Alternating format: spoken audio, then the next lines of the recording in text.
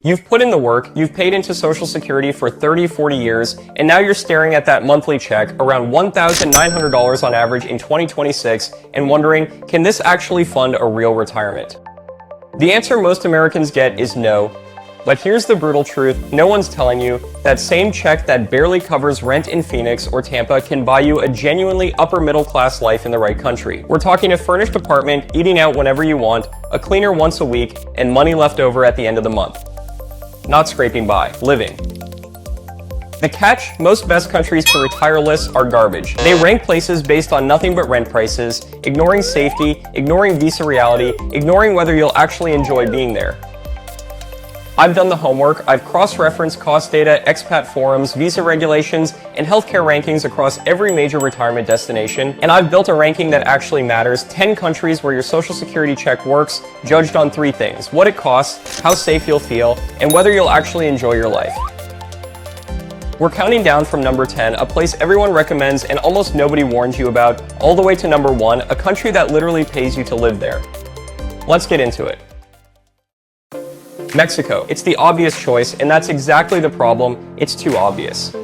Look, Mexico has a lot going for it. The food is incredible, the weather is warm year-round, and it's right next door, a short, cheap flight back to the States whenever you need it. In cities like Mérida or San Miguel de Allende, a couple can live on $1,200 to $1,500 a month.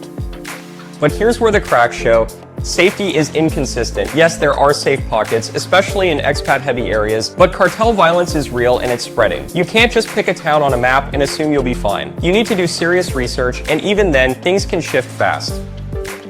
Then there's the cost creep. Places like Playa del Carmen and Tulum used to be affordable paradises. Now they're basically California with tacos. Expats flooded in, prices followed, and the retirees who moved there 10 years ago are getting priced out. Mexico sits at number 10 because it's convenient and familiar, but it's not the slam dunk the retirement blogs pretend it is. If you're going to put in the effort to move abroad, you can do better. Costa Rica has been the poster child for retirement abroad for decades. Beautiful beaches, lush rainforests, stable democracy, some of the happiest people on earth. It checks a lot of boxes. But here's what nobody mentions in those glossy expat magazines: Costa Rica is no longer cheap, not even close. In San Jose, the capital, rents rival mid-sized American cities. A decent restaurant meal costs $15 to $20. Imported goods, which includes a lot of what you're used to eating and using, come with heavy import taxes. You can find cheaper areas if you go rural, but then you're trading away access to quality healthcare, reliable internet, and the expat community that makes the transition easier. And healthcare, yes, the public system is solid, but it's slow. If you want private care, which most expats do, you're paying out of pocket or buying private insurance that adds up fast. Costa Rica lands at number 9 because it's still beautiful, still stable, and still relatively safe. But if you're living strictly on Social Security, you're going to feel the squeeze every month, and that's not the retirement you earned. Now we're getting into real budget territory. Vietnam is where your dollar stretches so far, it almost feels wrong. You can rent a nice 1-bedroom in Hanoi or Da Nang for $300 to $400 a month. A full meal at a local spot costs $2 to $3. Healthcare is surprisingly good and incredibly cheap. The food, pho, banh mi, fresh spring rolls, is legendary. A couple can live extremely well on $1,000 to $1,300 a month. But, and this is a big but, Vietnam is not easy. The visa situation is complicated. You'll likely be doing visa runs or navigating an opaque residency process that changes when you least expect it. The language barrier is real. Outside major cities and tourist areas, English is rare, and Vietnamese is a tonal language that's genuinely hard to learn. And let's be real, Vietnam is far from home. If you need to get back to the States for an emergency, you're looking at a 20+ hour journey and a serious plane ticket. Vietnam at number 8 is for the adventurous retiree, someone healthy, adaptable, and willing to embrace a completely different way of life. The value is unbeatable, but it asks a lot of you in return. Thailand is where affordability meets convenience, which is why it's been an expat favorite for decades. The cost of living is incredibly low. A comfortable lifestyle in Chiang Mai or Bangkok runs $1,000 to $1,300 a month. The food is world-class, the people are warm, and the expat community is massive. You'll find support networks, social groups, and English-speaking services everywhere.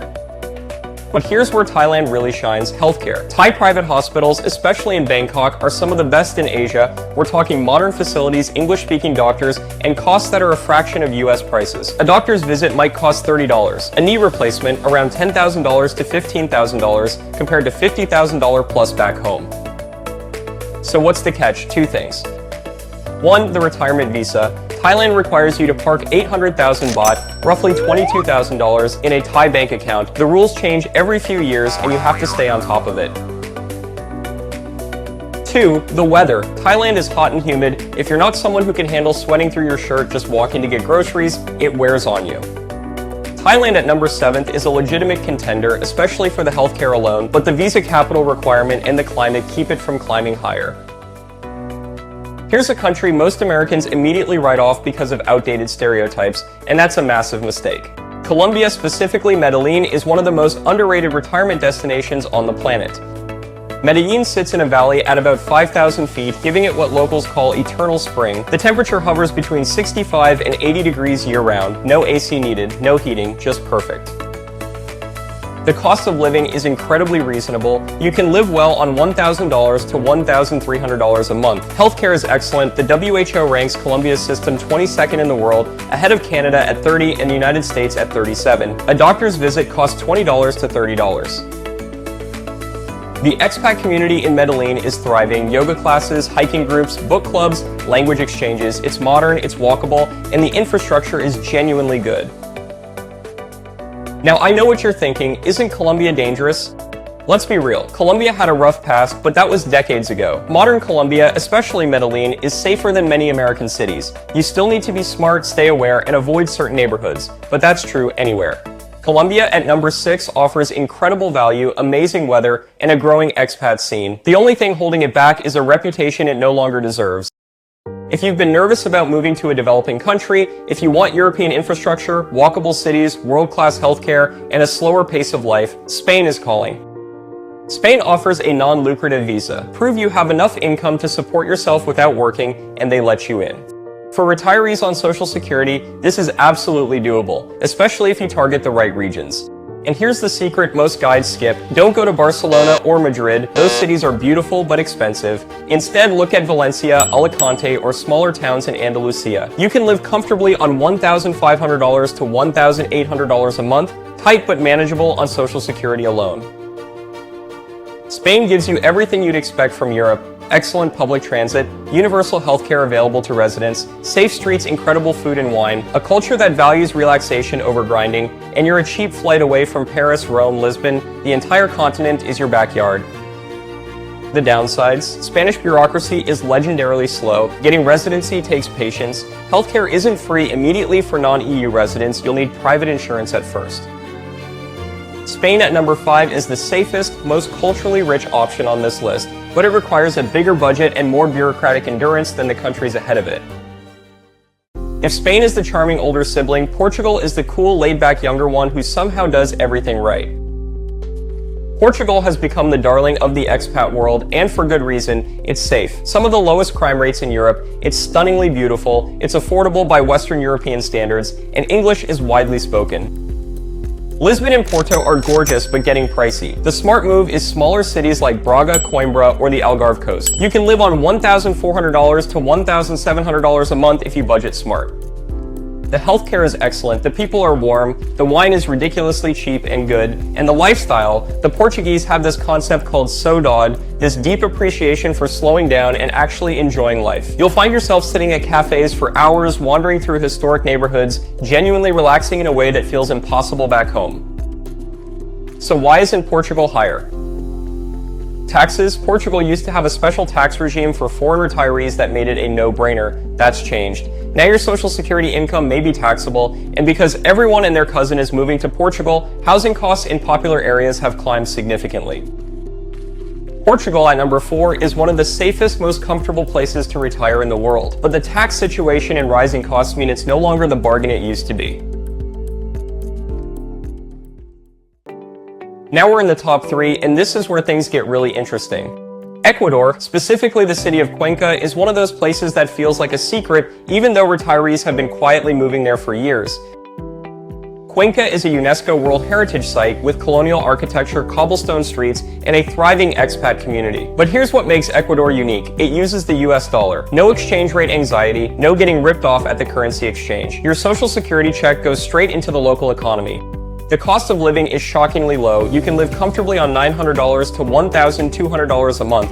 Healthcare is affordable and solid quality. A doctor's visit costs $20 to $30. Prescription medications are a fraction of US prices. Cuenca sits at 8,500 feet elevation, so the weather is mild and spring-like year-round. You won't need heating or air conditioning, which saves you money every single month. The expat community in Cuenca is tight-knit and welcoming. Social clubs, volunteer opportunities, language exchanges, the support structure is there. So what's the downside? The altitude. Not everyone adjusts well to 8,500 feet. Some people experience shortness of breath or fatigue for weeks. It's something you need to test before committing. Ecuador at number 3 offers an unbeatable combination of affordability, stability, and community. If the altitude works for you, it's hard to beat. Malaysia is what I call the stealth option. It's modern, clean, safe, and shockingly affordable, but for some reason it flies completely under the radar compared to Thailand or Portugal. Here's what makes Malaysia special. It's a developed country with first world infrastructure. Excellent roads, reliable public transit, fast internet, modern shopping malls, international brands everywhere. It feels like living in the United States, but with better food and lower costs. Kuala Lumpur is cosmopolitan, diverse, and English is widely spoken. If you want something quieter, Penang or Malacca offer a more laid-back vibe with the same modern conveniences.